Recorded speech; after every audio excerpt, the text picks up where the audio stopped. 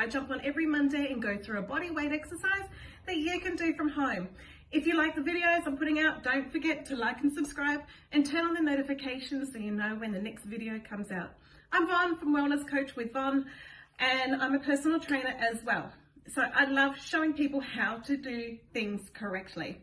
Okay, today I am going to be taking you through how to do toe tap crunches for beginners and those more advanced. Okay, as a beginner, and this is a great exercise for you to be doing regardless of your mobility level. Okay, so if you're struggling with mobility, you can do this at a beginner level. You can do this flat on the floor, even on your bed. Okay, so beginner, we're going to lay nice and flat, drawing our belly button into the floor. We want to keep our back flat against the floor. Okay, we're going to raise our legs up into like what I call a tabletop position. Our legs are vertical, and we're just going to tap one foot down at a time.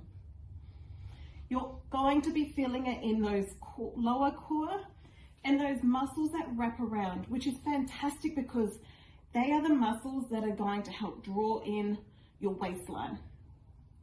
Okay, it's going to help give you that physique. To make it more advanced, we're going to stretch out a little further and tap. Now your back should still be flat on the floor, okay, and we're still coming up in a tabletop sort of position.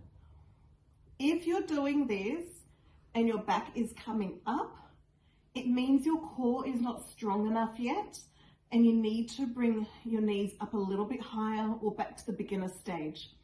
Okay, that is how we do toe tap crunches. Don't forget to like and subscribe, and I'll see you next Monday. Bye.